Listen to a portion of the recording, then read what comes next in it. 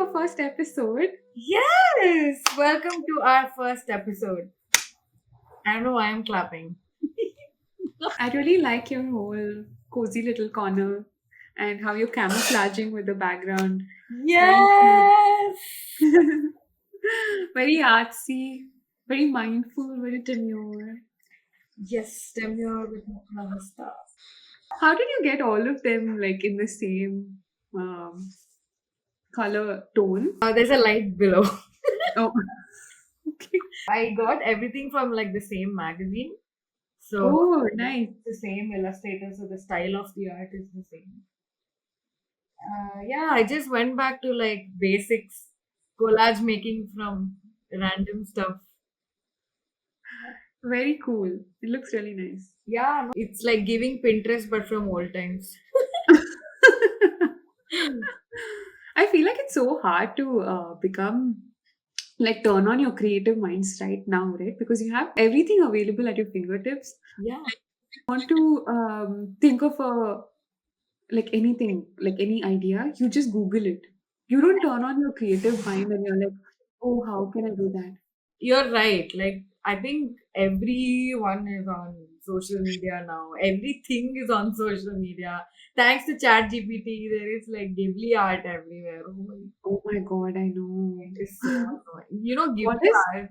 Mm-hmm. Ghibli art is supposed to be like important and like the kind of movies made with Ghibli art, right? It is so authentic and made by artists. Like the animation is there is no match to it.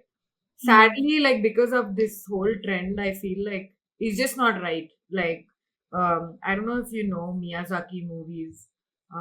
Yeah, They're all I've not animated. watched them. I've only seen the reels after they started trending. Right. So, like, if you see his movies, it's heartwarming, beautiful, kind of cute animated movies that will fill your heart, and like they've got a lot of awards as well. But anyway, yes. Um, I remember watching this scene from a reel, and it was like a train station. It was very, very crowded, and there were a lot of people with different emotions, and that was like changing throughout. And it was so beautiful to see that he actually sat and sketched all of that, right? That's insane. yes, yes, yes. That's like Miyazaki magic. Yeah. I guess now everything has changed, and alas, we shall pass this as well, and God knows what else will come. Uh, but I mean, we should keep our creativity going. How do you think we as artists not depend as much on technology? I know it's like a very ideal thing to say. Do you like have any tips or anything on how we can continue to nurture our creative minds without being dependent on technology? Switch off phone. Oh, that is okay. I think the only way to do that is like even when we have entered our dance classes, right? Throw the phone in one corner and go stand in front of the mirror, watch yourself do something, grit at it, improve. I don't see any other way of improving because you're your own competition and you're not seeing 10 million others who are posting dance videos Yeah, or I art agree. videos or whatever. I think it's very hard for me. Like I'm very distracted with my phone. Same. Always now the word is what? Doom scrolling. Yeah, doom scrolling. My sister used this word, and I was like, yeah, that is doomsday for me every day. Oh, really? Oh my God. And now we should come up with a hasta, right? For doom The scrolling. scrolling hasta, not the pataka hasta anymore. Yeah. Oh man, yeah, it's really addictive though. It's like so addictive. I find it very overwhelming with all of the content that is there. I know Bharatanatyam is a very niche area, right? But if you have like a dance account, all of my search like on Instagram is only that, okay? I see every day new people, they're just putting out their stuff and everyone is so good out there, right? It's so easy to put yourself in like a competition with all of them, and you'd be like, oh, look at them, like they're doing so well. Influences us so much that someone's doing some song and we're immediately like, why didn't I do this? Why didn't I think of this? I Yeah, have also learned dance. yeah, I have also done all this since yeah, childhood. How come to set up a camera and then like do all of that? I don't know. I mean, um, it's not healthy after a point, but also it does prick us, right? That oh it my does. god, are we doing something wrong? Like by Yeah, not posting such videos, even though we're dancers, like what's happening? I yeah. don't know. Well, what do you think? Like, I don't think our gurus would have. I don't think they still appreciate this. Like, Well, I think initially, of course, like social media was considered as a distraction, right? It's more like you get influenced by what you watch. So even if that is not your style, you might see somebody doing a ado differently, like maybe bending a little bit more. But subconsciously, because you keep watching that, right? Subconsciously, your body sort of takes that in and gets influenced to move that way. It's not like you're intentionally trying to copy that person what you see, yeah, but it just somehow gets into you. yeah, yeah, yeah. Yeah, but in a way, it's also a good thing because I feel like practicing, like, I do get motivated from, especially like my juniors and everybody when I watch them, I'll be like, oh wow, like, they're still, or even seniors for that matter, right? They're still pursuing it. Yeah, yeah. And it sort of motivates me to get dressed and record myself. Correct. Yeah, absolutely. Mhm. And it's not easy to record, like, I No, mean, not at even all. for us both to just sit and talk on this podcast, it's taken so much time to convince ourselves that, chalo, we'll get in front of a camera and we'll talk. And Yeah. what are we even going to talk about? Do we even know anything? So much self doubt, all of Yeah. those things. But here we are. It has taken this wall that I had to construct and what not to make it look aesthetic and appealing and Yeah. at the same time not get too distracted by other things and stick to what we're here for. Yeah. But yeah, I lost my train of thought. I don't know where. Yeah. Yeah, I was saying it is difficult to get in front of a camera, wear your costume, put your makeup, and All for just 30 seconds to 1 minute. yeah, that people will see probably for 3 seconds and not more than that, Yeah. Yeah. unless you're really interested to see the dance form. Yeah. But I think like you can also consider it as a platform for just like you document your journey in dance. Actually, that's how my dancing page started when I moved to Ireland. It was like my first time away from home, and I love documenting everything. Like my phone storage is full only because of all the videos that I take. Flashing your Dancing with Ruth account over here, please. Oh, Somebody editor, please. uh, She's okay, a guys, wonderful please dancer. follow. Hit the follow button. Yes, please follow. Uh, yes. I really liked creating these small vlogs. So I would stitch all the videos together of me getting dressed, me looking for a space, and then like me walking to the studio, which was a very beautiful walk to. I had to go through the park, and I would go in during times when the studio was not very crowded. So either early in the morning. So This I was would in see all, Ireland, no? yeah, in Dublin, and I would see all these pretty little birds chirping, and then I would feel like, oh, I'm going for practice, and they're out there cheering for me. That's amazing because see, I'll tell you, it takes so much effort to even do that, right? Because when you're Yeah, alone in like an unknown place in another country, your first thing would be like, you know what, I'll take a break, I'm somewhere else. You mm, don't want to do all of those things. But mm, somehow when you have that passion, mm. it's not like you don't kind of feel bad for yourself and you're like, oh, I'm so lonely, oh, so power. And instead you're like, I will do something of this Yeah, time and yeah, make use of it. And I think that's something that we've also learned from our gurus and our seniors. And that's like so mhm. nice. I mean, to have that passion all the time that no matter what is burning in our life, what is killing us behind, dance has been consistent. So Yeah, that's nice to know. I mean, birds yeah. chirping, yay! How was it for you when you first moved? You moved to London, right? Yes. For your master's. How did you navigate through finding space, or like, do you remember the first time you just danced after moving? Yeah, there was no place obviously to dance in the dorms and all, but our block had like a lounge in the ground floor. So we used to just go. Mostly nobody was there. It was like people entering, exiting, and those kind of things. And I would just put my speaker and dance there. Like I didn't care who's coming, who's going.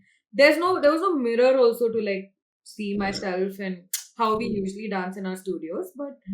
But I had to start somewhere because getting fat from eating all kinds of cookies and like yummy hot chocolate in London. I'm like, wow, I'm in central London. I can eat whatever I want. But oh Yeah. man, shedding that weight took a year. Oh, Oh my God. it was hard.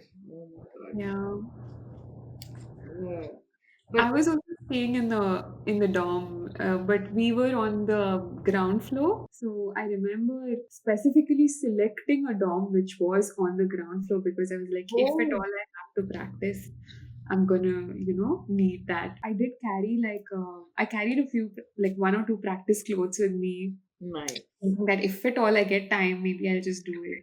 And then after this orientation day and all, I was like so overwhelmed with all the people who enrolled for the program. And I was one of the youngest. Like I just finished my bachelor's and I went to my master's, and a lot of other, yeah, a lot of my batchmates were coming to learn after working in the industry. So they were all like older to me, and Yeah, I yeah, was yeah. feeling I so noticed. out of place. Yes, And yes. then I just put my practice clothes, turned on Alaripu, and I did my Natya Rama, and then I'm like, okay, I'm home. Nice, nice, nice. Oh, That's that was, important. yeah, So you basically went and then you were like, I'm going with the hope that I'm dancing. God, please give me the chance. I Then you swear. started. Nice. For me, I was more I was like, aha, freedom, like not home anymore. But I got reality check of life after going there. I also carried like my salwar and all. I wanted Hmm. to practice now and then. But something about being in India and practicing. Now I'm like trying to jump in America and I feel like I'll fall down to the next floor. Like the ground will break. All the thud-thudding. Yes, yes, yes. That is not gonna happen. I mean, it was so easy, right? You can just go to dance class and be like, yeah, I'm here, I can do adabus, I can do this, that. It's so difficult to find a space to dance. The community that we are in does not have any room like that. So there is some study room where nobody studies.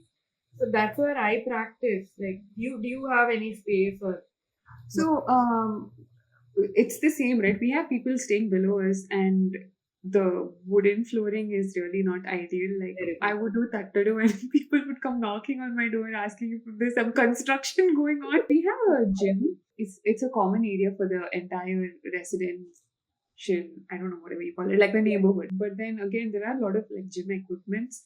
So I don't really like filming or like recording videos there because people are just like working out and doing some intense weightlifting and stuff like that in the background. yeah, and then we are doing like tam tam tam. I Like, what? That would be so funny. I mean, know. seriously, like it was so much simpler. But I mean, now I feel like even time management has become so difficult, right? Especially for people who have not taken dance as their primary career. We have to handle one other thing or two other things apart from dance and also somehow try and back shows or see how we can make connections and that time to dance like for practicing and if at all by god if we get a chance to perform a margam where will we go? I mean, we have to practice months for doing something like that. What I have experienced is it doesn't matter, what level you're at, whether you're a beginner, whether you're an intermediate or anything, as long as you have the network, you have the connections, people in the space, right? They would just, even by word of mouth, it'll just be like, oh, I know this person, like she might be interested in, performing or whatever. Like you said, you have your daily job, which is like paying you your Yeah. wages, and then you have whatever house chores, and on top of that, you have to make time for practice. On top of all of that, you have to build your portfolio so that you can network with people. Yeah. It is really, really hard. For me, right now, my biggest problem is I don't have space to practice, and obviously, that energy that we used to have in a class, that so many girls are dancing together, and Yeah. there is one when Akka sits in front, and when Akka is in front, we are all like, oh shit, we have to give our best today, no matter if like one leg is falling down apart and bleeding, we have to still be dancing. There's Yeah. extra energy in class. But when you're dancing alone, like you have to hold that vigor, right? Like it's so difficult. So when you were younger, like what would stop you from going to class? Like what was that thing that, oh no, now dance class? And like what was that fear? I always enjoyed going to dance class, okay? It's just the first few minutes of Adus is always what dreaded me. Like, I would do my namaskara and everything and be like, oh my god, when will the Adus get over? Like, starting with Tattadu, right? Like, Even with just the first Tattadu in my head, I'm like, when will this get over? When will this get over? And then comes Alaripu. When you sit down for the second half, when your hands start hurting, you're just like, almost there. And then you get to the Mandi part. they're like, that's the dinner. Oh my god. It is. Once I would get through Alaripur, then I was like, yeah, done. Okay, now it's like good. I think just thinking about doing Tattado and Alaripur was my issue. We should. Ruth and I have danced a couple of times now together, Yeah. but yeah, we are definitely struggling for our life. For sure. Very, very humbling experience. Very humbling. And reminded us that we need practice. No matter how many shows we have done in life, get back to the adults and Yeah. prove that you're still capable of dancing. I would like nicely eat like two puris and be sitting at home nicely, and then my mom would be like, "You remember? No, you have class in half an hour. We have to leave now in 5 minutes." And I'd be like, "Now only I had lunch. Like my tummy is so full." My previous guru used to literally be like, "Hey, girl with a pouch, come here." She used to tell my stomach, okay. He's like, "You're in sixth class, ma. Sit properly, Aramandi." And I'll be like, "Oh no." That is so mean. Yeah, but I mean, Pavam, I think she's trying to motivate me. Um, but yeah, after moving to Hyderabad and I joined Rajeshwari Akka, I saw the number of girls in the class only and the kind of competition. I was like, finished. Now I have to prove myself. And my mom will be like, you saw in class, no, you saw how that girl did, this girl did. I was like, yeah, yeah, okay, fine. And Yeah. that's settled. That was humbling for me. And I had to be like, "Arey, now this girl will come and dance like this. Now I also have to do this much." But yeah, I mean now we see the value of that. That time it was we didn't know that I didn't know I that think even with value. me, right? I Like mean, there would be some times where my mom would obviously just drop me and then she would come and pick me up later, right? I must have been like in third or fourth standard, and then I was dancing, and it was almost like end of class. Okay, so we have like different like lines where we stand, right? Because there are a lot of students in class. So I think this one time I was all the way behind. Okay, like all my akkas and everybody were in front, and then I was like, "Oh, ma'am can't see me anyway. I'll just do whatever." Little did I know my mom was watching me from the back. After class, I get one nice shouting from her. And then she's like, I saw you. You were not putting any energy. Your mudras are not right. No half sitting. From that day, no matter where I am, suddenly I'll be like, my mom might be watching me. Let me just let me just raise my elbows. oh my God, please shout out to our mothers who have struggled with us, carrying us from class to class, and after our lives to like practice little bit in life and do something with our Yeah, talents. I big, mean, big shout out to my our mothers, both our mothers. my We should mom get them is on the laughing podcast now one when day, she you know? watches. Yeah, we should get them. We should get them. Yeah. I'm saying my mom will be laughing watching all this. this girl is talking so much, she'll be like definitely laughing, I'm sure, watching. Same. Hi, mom. Hi. Hi, auntie. Yeah, to Oh. all the moms out there who have taken their kids and literally Put them in multiple hobby classes. what were the classes that you went to? There was music, dance, music. I had keyboard, piano, and then violin. And I used to also go for Carnatic music. Ah, And what else? Yeah, so there was dance, and then there was also painting. painting. I don't know. I was so stubborn, you know. This one summer, I was like, I want to go for art class. Put me for art class. And my You're mom, an artist. no, I used to hate to paint. I don't know why I had that obsession to go for painting class. Chumma, you just wanted to go. And that class was also during afternoon, okay, just after lunch, like between 2 to 3. And Oh, oh my god, to draw that one fruit bowl, no? With the I bun know this. Yes, yes. shaded. Oh god, it was so And for horrible. some reason, art classes are very silent, right? Like Yeah, they're very yeah, pin drop silence, and one yeah, person is drawing and showing what to draw, and everyone is yeah, like into their thing. And yeah. yeah, I think I've done swimming class, skating class. Violin, I went in between that. I only went and I only left it.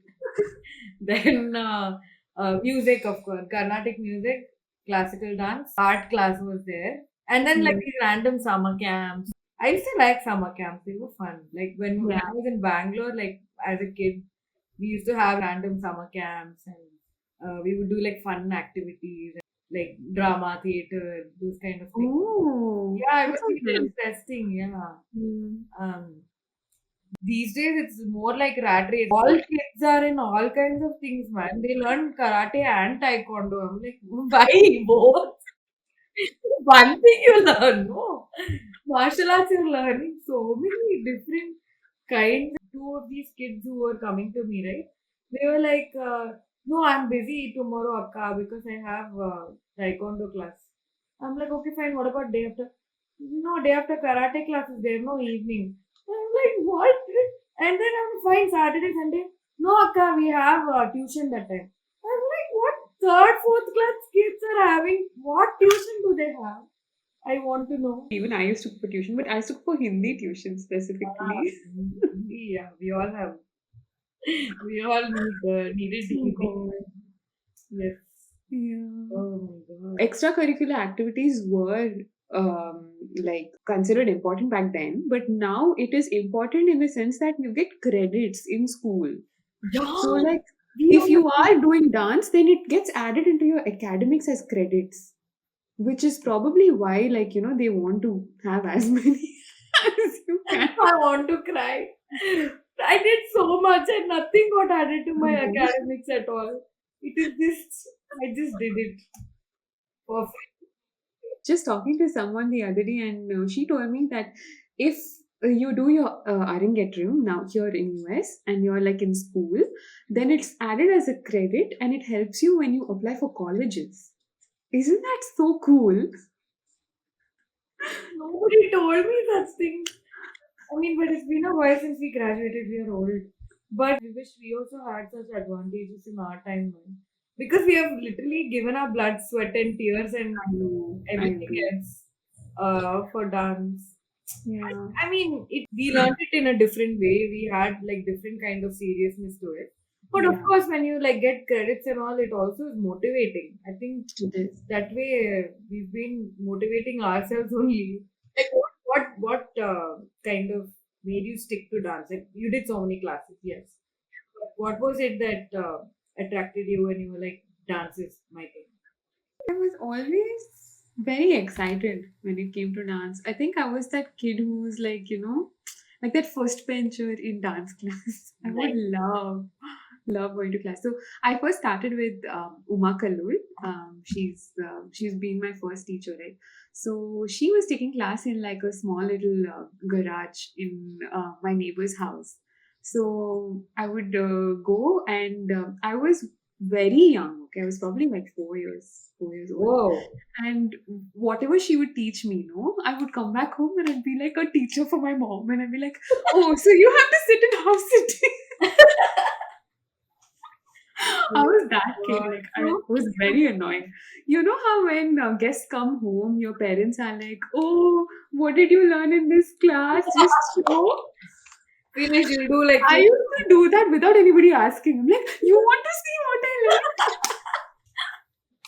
yes, yes, I can imagine. I have been that person. I think for me it was the opposite. So my mom wanted me to learn as a Tamil child, you put into all classes, right? So I I was put into dance class and obviously I used to cry so much for just practicing. Then my mom was like, I will join class with you to make you practice. Wow. She joined my dance class saying, see, I am dancing, you also dance. Oh my god, that's so sweet. I needed that much motivation to start dance. And in between, I remember like I used to enjoy, and then I started doing shows, and I started performing when I was like 5 or 6. Hmm. I like in temples and all, and a lot of Hmm. students were there, so we used to do all that.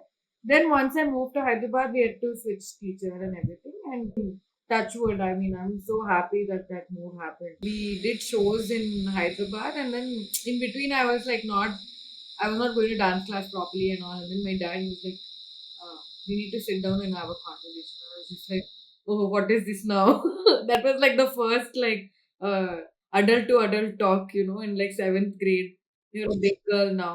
Do you want to continue dance or no? What do you want to do? And I was just like, I want to continue.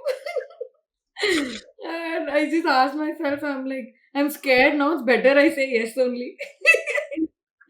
But I mean, eventually I'm like, no, I can't imagine myself leaving dance because I do enjoy it and it's amazing. So, and I mean, for whatever reasons, like it also made me stand out in school also. So I was like, yeah, of course.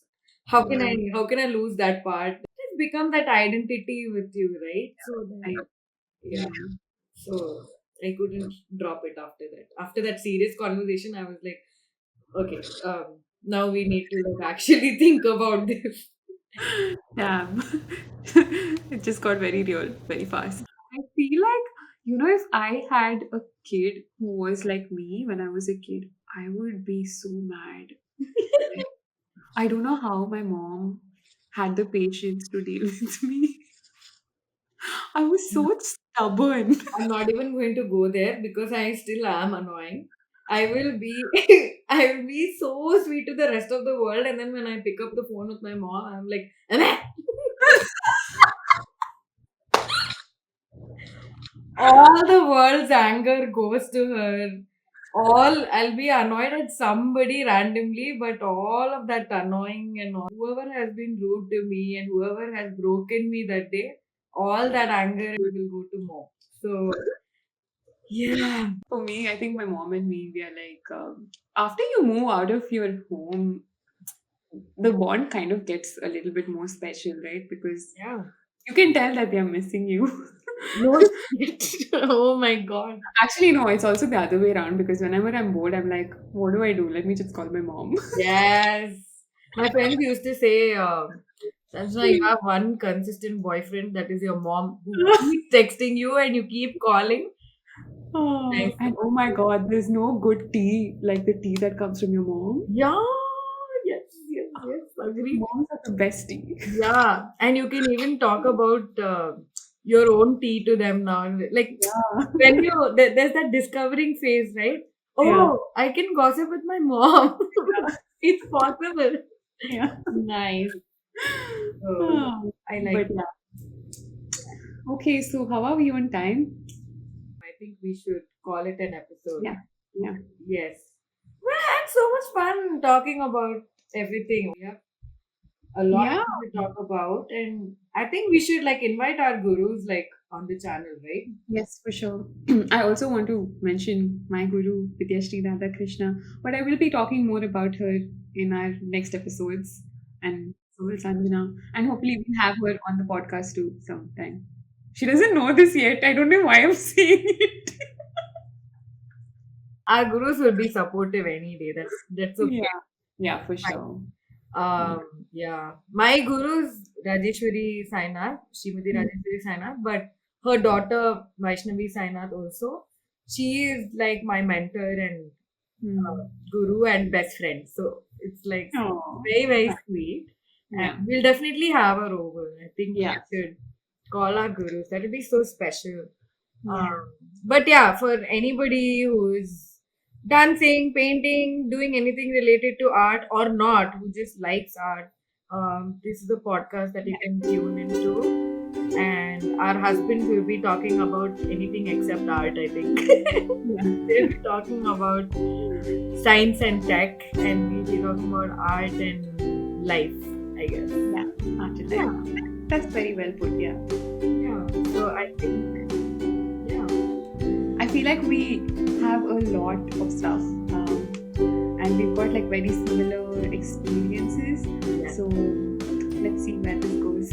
Yeah, funny, we do have a lot of experiences. So stay tuned in, guys, for the next episodes. Like, share, subscribe. All right. See you all in the next episode. Bye bye. Bye bye.